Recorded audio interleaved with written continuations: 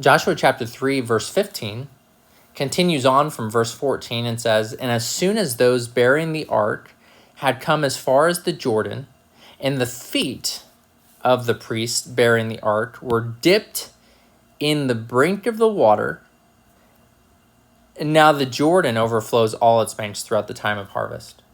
This last section, we'll get to that in a minute. That's just a parenthetical statement, but it's amazing if you think about it. Anyway, so to start out in verse 15, it says, "And as soon as those bearing the ark," these are the priests, they're carrying the ark of the covenant, the physical representation of the spiritual presence of God in the midst of and among his people, this congregation of Israel. These are God's people. God is with them, and this represents the fact that he is with them. Again, the ark is not God, but God. It's just kind of a sign that says God is with you, and that God and Israel are covenanted together, that Israel is his people. This is what the ark all represents. And so as soon as those bearing the ark of the covenant, had come as far as the Jordan, they came to the Jordan, and the feet of the priests bearing the ark were dipped in the brink of the water. So they got their feet wet. And this really is what this chapter is all about. God is calling us to get our feet wet. Get your feet wet. That is what God is calling you to do. Get your feet wet. And then what we have here is this last parenthetical statement, and this is amazing. It says, "Now the Jordan," because it kind of stops us right here. And it's like, I got to explain something real fast. As we're looking at this river, as the priests dip their feet in the brink of the water, it says, "Now the Jordan overflows." Take note of that. That is amazing. Overflows all its banks throughout the time of harvest. This is the time of harvest. And so what is Joshua saying here? Joshua is saying the Jordan River is overflowed. It's even higher than normal. There's more water than normal.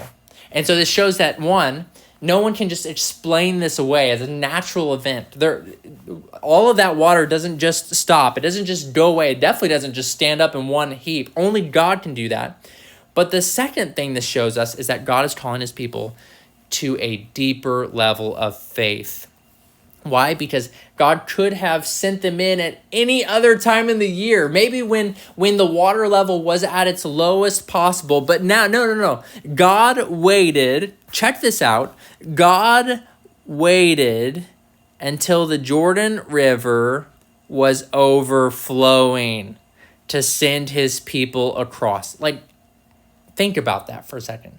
God actually calls us to face bigger obstacles. God actually calls us to face bigger giants, to face raging rivers, to face fiercer storms. Like, God actually calls us to face harder circumstances that we could ever imagine. He doesn't call us to the easy things. He calls us to the hard things. And he's calling us, his people, he's calling Israel at this point, to get your feet wet.